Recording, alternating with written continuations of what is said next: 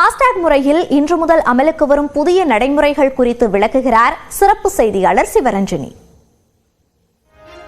Car உரிமையாளரா நீங்க அப்ப நிச்சயமா நீங்க தான் இந்த விஷயத்தை தெரிஞ்சுக்கணும்.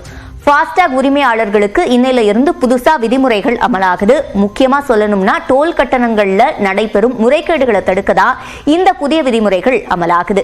முன்னாடிலாம் நீங்க சுங்கச்சாவடியை நெருங்கும் சமயத்துல ரீசார்ஜ் செய்ய முடியும். ஆனா இனிமே அது முடியாது. அதுக்கான வாய்ப்புகள் இல்ல.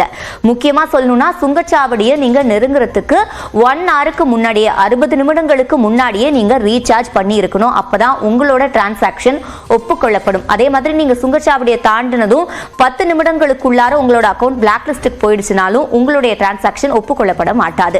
அதே மாதிரி 60 நிமிடங்களுக்கு முன்பாவே உங்களுடைய ஃபாஸ்டாக்ல போதுமான அளவு தொகை நீங்க ரீசார்ஜ் பண்ணியிருக்கீங்களா அப்படின்றத நீங்க நிச்சயமா செக் பண்ணிக்கணும். சரி, என்னென்ன காரணங்களால உங்களோட ஃபாஸ்டாக் அக்கௌண்ட் பிளாக் லிஸ்ட்ல வைக்கப்படும் அப்படின்னு பார்த்தோம்னா, போதிய பணம் இல்லாம, அதாவது டோல் கட்டணத்துல எவ்வளவு செலுத்தணுமோ அந்த அளவுக்கு பணம் இல்லாம இருக்கிறது, அதே மாதிரி மினிமம் பேலன்ஸ் இல்லாம இருக்கிறது, இந்த காரணத்தினால பிளாக் லிஸ்ட்ல வைக்கப்படும். நீங்க KYC அப்டேட் பண்ணல அப்படின்னா உங்களோட ஃபாஸ்டாக் கணக்கு நிச்சயமா பிளாக் லிஸ்ட்ல வைக்கப்படும். அது மட்டும் இல்லாம உங்களுடைய வாகன எண்ணுக்கு சட்ட சிக்கல் இருக்கு, அதாவது வழக்கு பதியப்பட்டு இருக்கு அதுல அப்படின்னா உங்களோட அக்கௌண்ட் பிளாக் லிஸ்ட்ல வைக்கப்படும். இதெல்லாம் இருக்கான்றதை நீங்க சரி பார்த்துக்கணும். முக்கியமா தொலைதூர பயணம் போகும்போது நிச்சயமா உங்களோட பேலன்ஸ் கரெக்டா இருக்கா ஃபாஸ்டாக் அக்கௌண்ட்ல அப்படின்றத நீங்க செக் பண்ணிக்கணும்.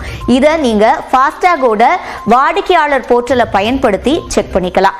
முக்கியமா சொல்லணும்னா நோட்டிபிகேஷன்ல உங்களோட அக்கௌண்ட் பிளாக் லிஸ்ட்ல வைக்கப்பட்டுச்சுன்னா அதுல காமிக்கும். குறைந்தபட்ச வைப்பு தொகை இருக்கா, KYC அப்டேட்டடா இருக்கா, 3 ஆண்டுகளுக்கு ஒரு முறை அதை அப்டேட் பண்ணணும், இதெல்லாம் அப்டேட்டா இருக்கா அப்படின்றத இனிமே நீங்க சரியா செக் பண்ணணும். ஒருவேளை நீங்க பண்ணல அப்படின்னா உங்களோட டிரான்சாக்சன் நிராகரிக்கப்பட்டுடுச்சு அப்படின்னா ரெட்டிப்பு தொகையா அது உங்ககிட்ட இருந்து வசூலிக்கப்படும்.